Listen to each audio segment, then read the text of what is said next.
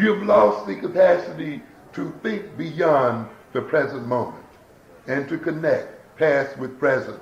And you lose the capacity to deal with cause and effect. And this is why our children also suffer in terms of technological scientific thinking. You see, there's a loss of identity. Now, one of the major problems we talk about when we talk about the education of black children, and I'm sure when you deal with the education of many of our people, is this present-orientedness, concerned with the immediate. Being unable to motivate students in terms of your future. Well, you need to know this math because, you see, but if I can't see an immediate reward from it, I don't see any point in studying it. You say, oh, that's 4 years down the road. Oh, that's 10 years down the road. I don't need to deal with that now. I want to solve this problem tonight. I want these sneakers tomorrow. I want this Shirley jacket. I want this 8-ball jacket. You see, I'm dealing with trying to be popular in my class, being accepted, being the fashion plate. This is what makes me feel good. This is what makes me feel accepted. This is what gives me the sense of power. This is what gives me a sense of control over my environment. This brings me attention, admiration, and so forth. Don't bother me with the future. But look at what happens here. Being robbed of the past, and under paternalistic racism, being robbed of responsibility for your future. What is it? White folk are going to solve our future problems. So what do you have then? A people thrown where? Into the immediate present, who are then disconnected both from the future and from the past.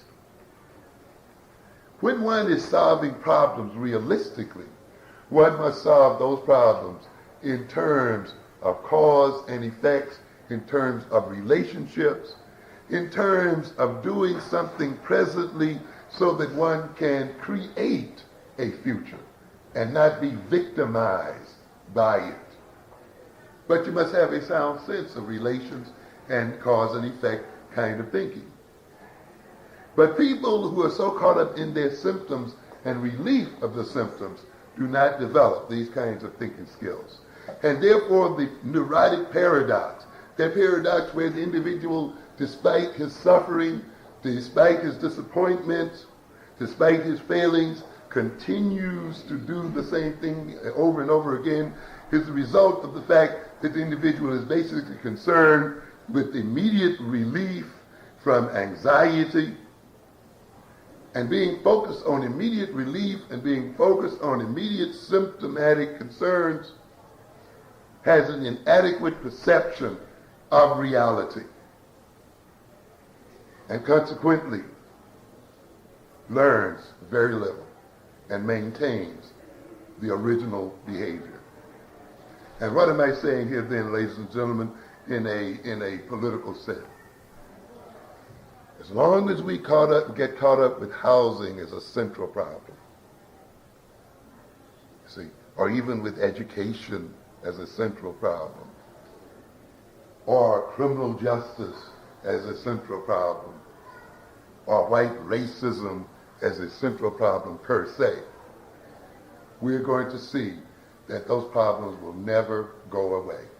They will always just change form and shape, and we'll have to fight them in new shapes and new forms over and over again, and we'll make the same mistakes again and again and again.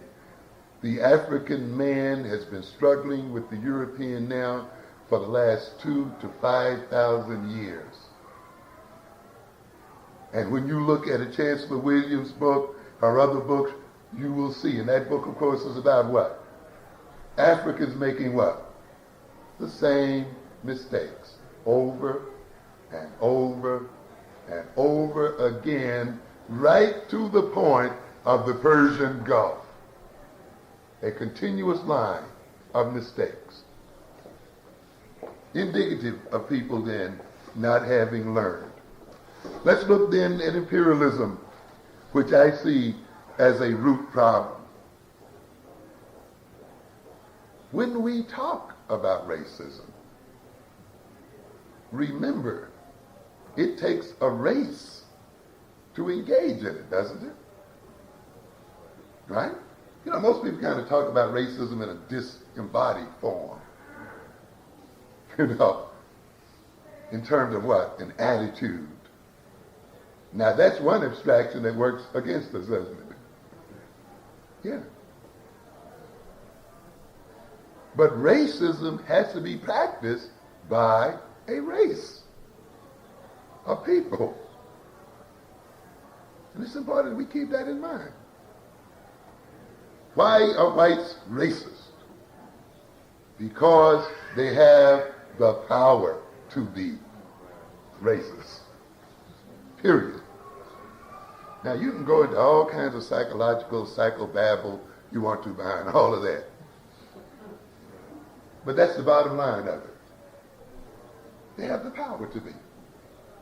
And when you get through explaining all of their psyche to them,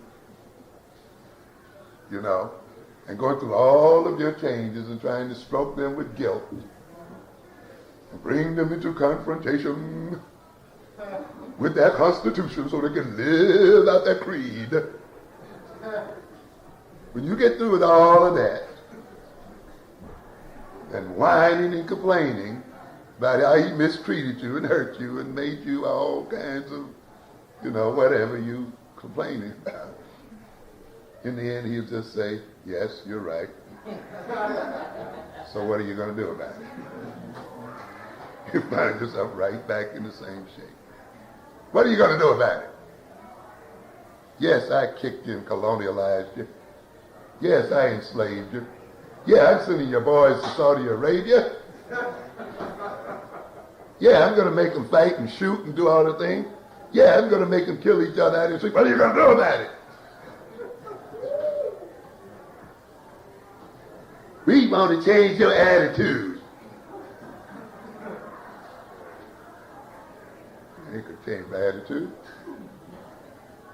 You might change it for a minute, but when I feel like it, I'm just going to flip right back into it. What are you going to do about it?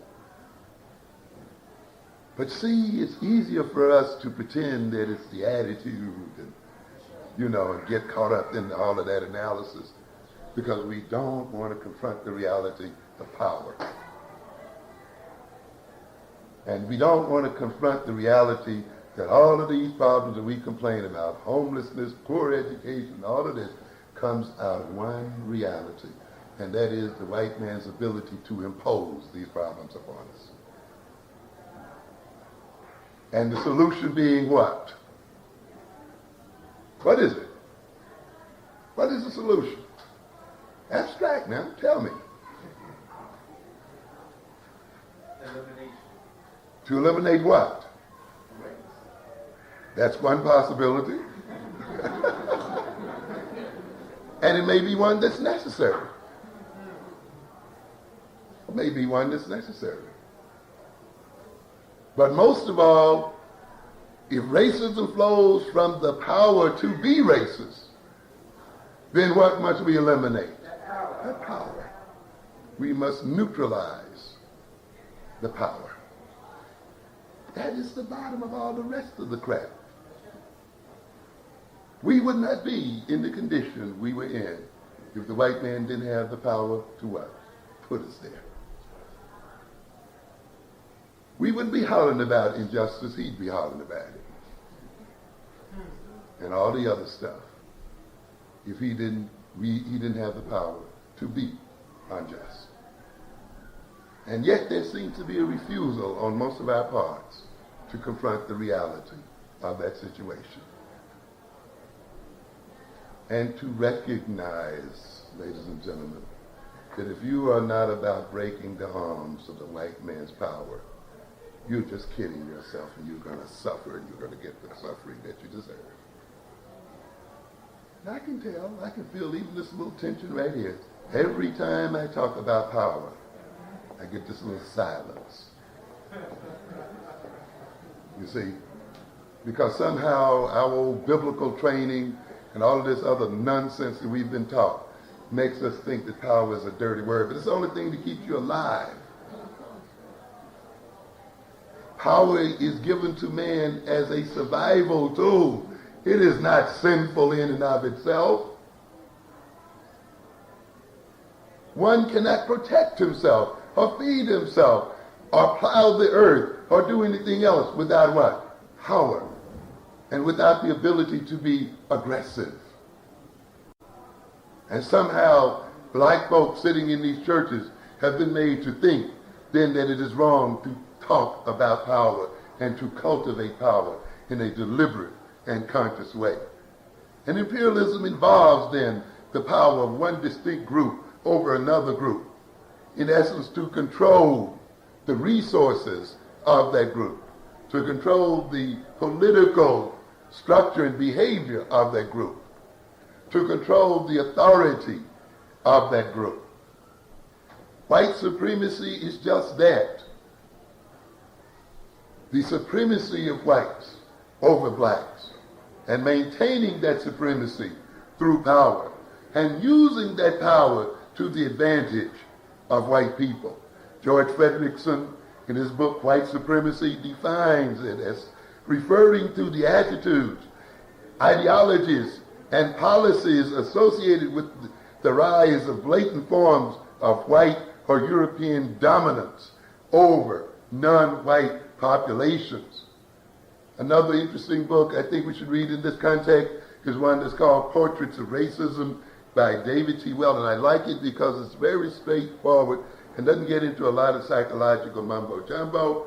According to David T. Wellman, that's the name, racism can be seen to systematically provide economic, political, psychological, and social advantages for whites at the expense of blacks and other people of color.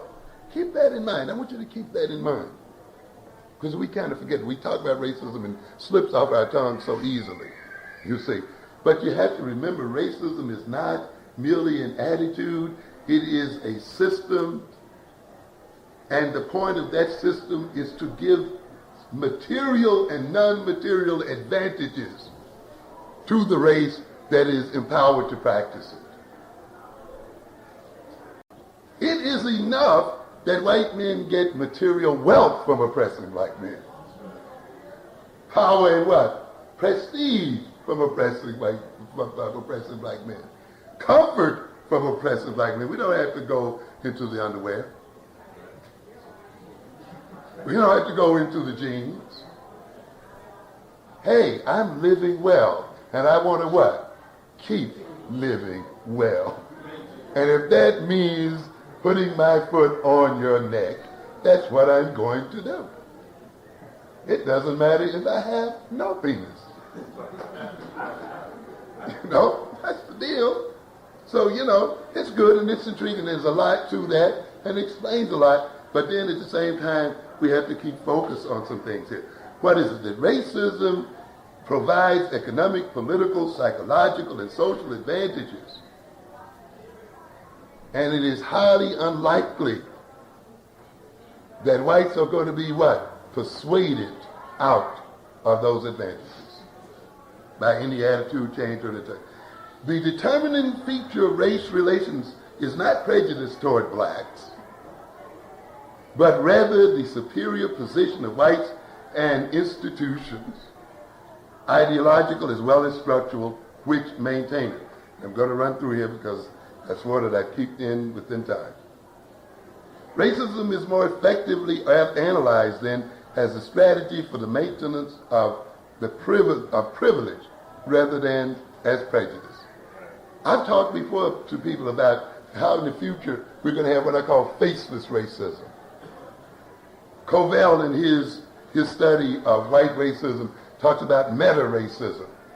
When the racial attitudes of whites will not be readily apparent. They won't call you dirty names. They'll be nice to you. You can live with next to them, sleep next, but you're going to still have the problem of trying to figure out why are we still where? On the bottom. Why, after all of this desegregation and, fair housing laws and all of these other things, integration of schools and the whole bit, are our people still down and out and suffering and on the point of annihilation? If we view racism as a culturally sanctioned rational response, and I want you to understand, a rational response, because a lot of people want to define racism as what? Some irrational, hate-filled orientation.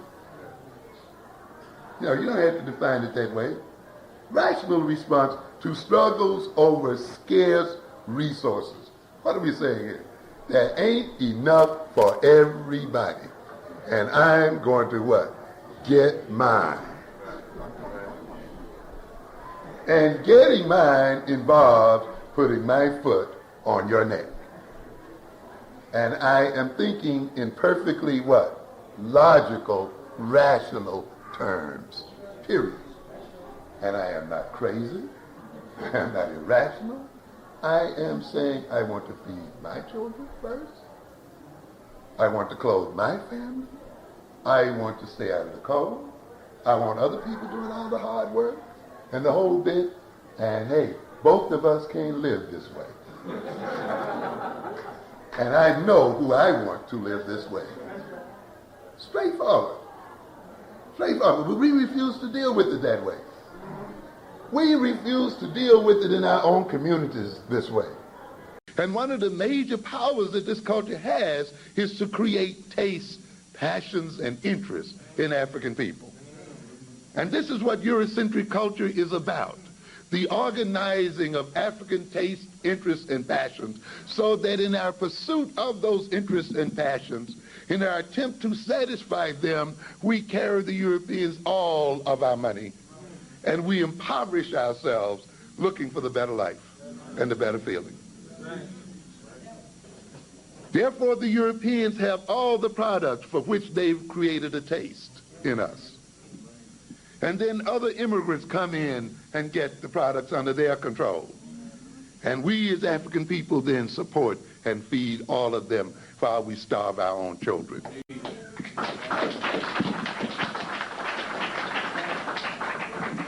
And consequently, you see,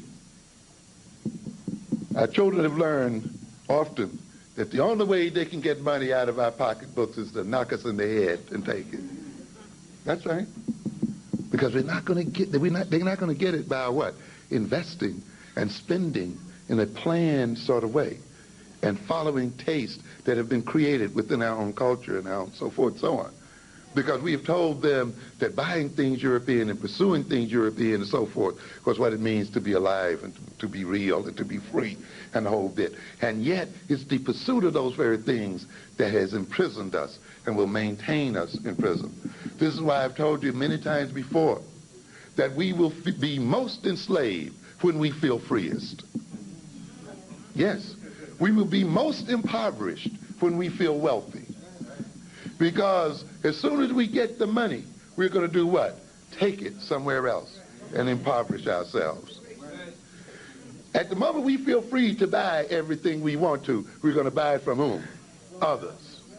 And they will use that wealth to maintain our oppression as a people, you see. So this is why we must understand here the relationship between culture and identity. We must understand that culture itself is an instrument of power. Some people criticize Elijah Muhammad for calling Islam black Muslim, or black Islam. But there's a purpose there. It's unorthodox. Islam is not a racist religion. Even though all I see is doggone Arabs hanging up there in North Africa. And I don't see any equal sharing between African Africans and Arab Africans in the heart of Islam. I don't give a hoot what you say about how universal it is. Show it to me in practice. And I don't see it in practice. And you'll learn something very clear. These Europeans and these other groups are going to lay all kind of universal bullshit on your head as a way of maintaining you in slavery. Yes. In fact, the best way to enslave a Negro is to get him universal. Yeah. I'm for all people. That means he can't be for himself. He even feels guilty about being for himself. Yeah, you're telling them, look, let's act in terms of who we are. Oh, no, I'm for all people. Which means I can't commit myself to what? To anyone else. But you see, when other people have already got the scheme set up, it does, what you are for all for doesn't work for all people, though. It seems to always go to what? Particular people. Because I've said, you see, we are absolutists. You see, we believe that if we know the truth and hear the truth, that's the only thing we must believe. And I've told you before, in terms of the Christian theology here, that Africans did not come to America as Christians. I don't care how much you shout and kick over benches. You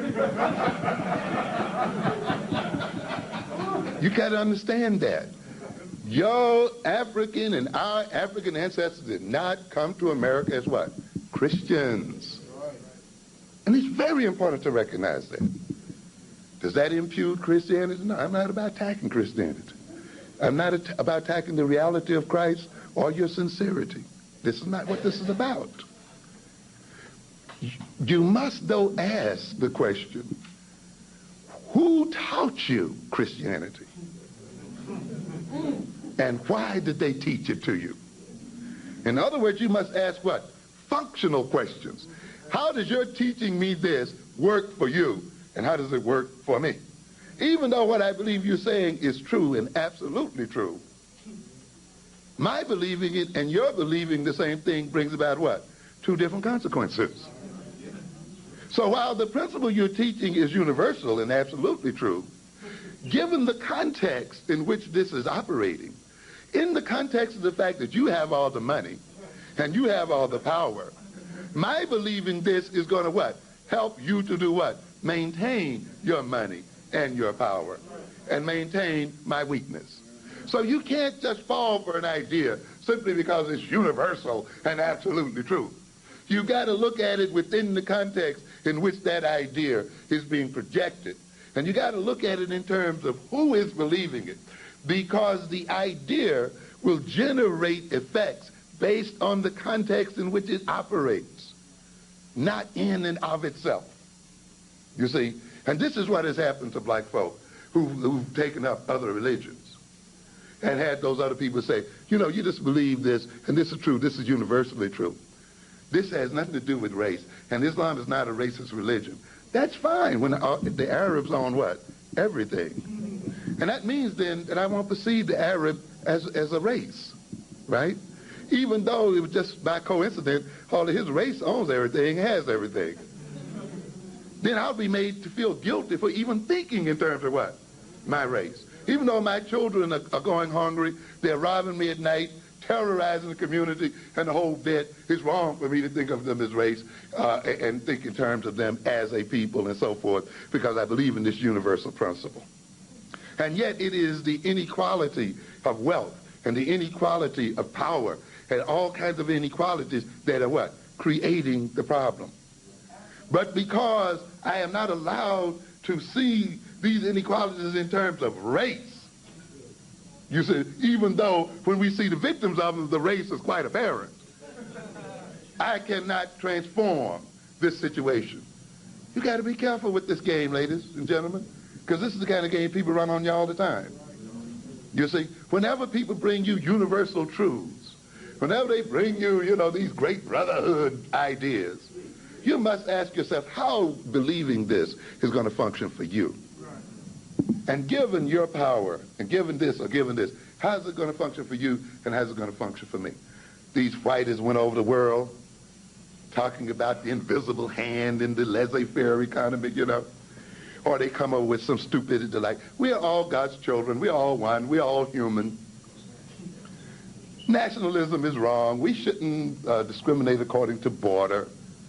People should be able to invest wherever they feel like investing, you know. And people should take advantage of opportunities wherever they arise. Now that sounds so nice and neat, doesn't it?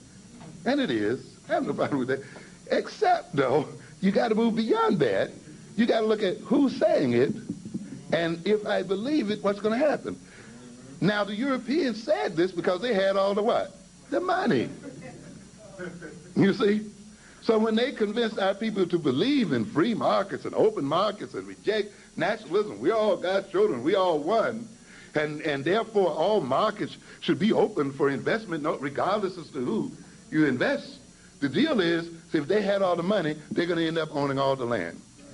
They're going to end up owning all of the means of production with your consent, with your moral consent. You see? And then you're going to wonder if God is cursing you, if something is wrong. You have to understand, then you can't just let people lay an idea on you, a universal concept, a universal religion, and a universal this, and then assume that all is well. You got to look at reality. So if it's so damn universal, spread that damn money around. Universal.